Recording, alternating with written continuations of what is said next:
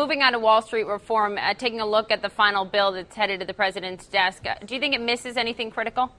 Well, it obviously misses any discussion on Fannie and Freddie and the mortgage market, which is what led us to the financial crisis in the first place. So it misses, the 800-pound gorilla and addresses some issues that probably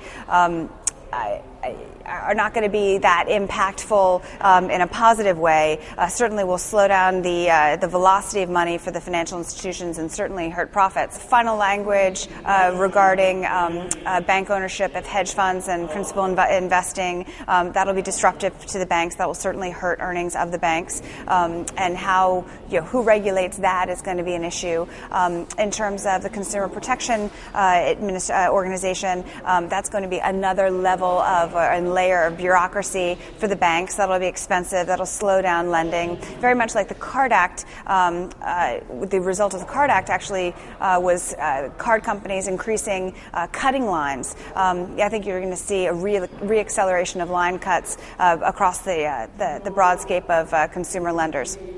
Looking at that, which banks do you think are most vulnerable? Which banks, Meredith, do you think are best positioned to adhere to the new rules and possibly benefit from them?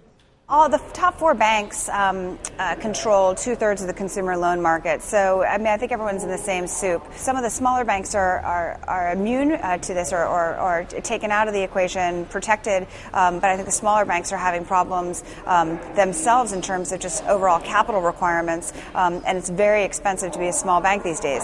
What are the characteristics, do you think, that will make a bank strong moving forward given this reform?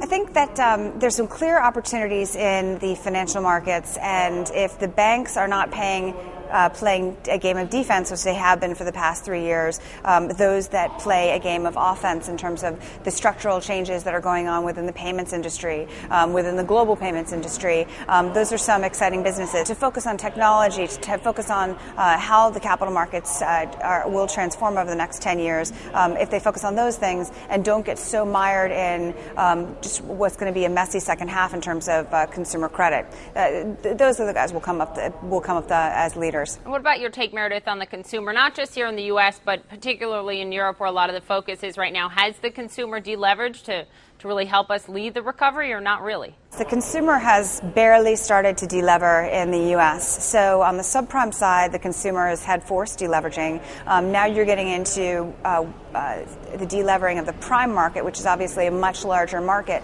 That will happen when banks start to foreclose. That will happen when banks cut lines.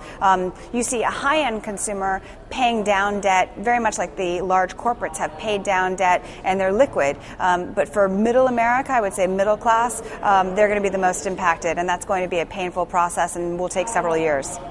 What do you think, Meredith? Overall, you talk about the banks being in a defensive state over the last 3 years. Overall, has some of the wisdom returned to Wall Street in your sense? Has the game really changed now that they certainly have new rules, a new rule book coming their way?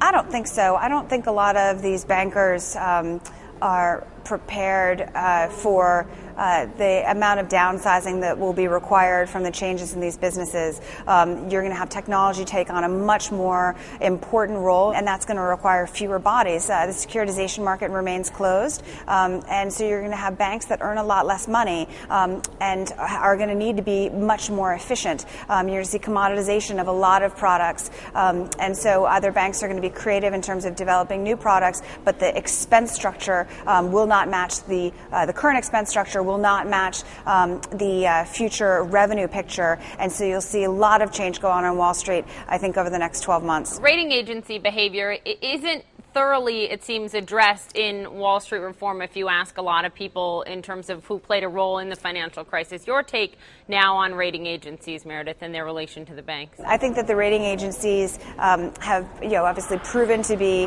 slow on the uptake for so much of the mortgage crisis, and I think they'll prove very slow on the uptake for so much of the state and local crises that are on the come. Meredith Whitney joining us from South Africa. Thank you. We appreciate it.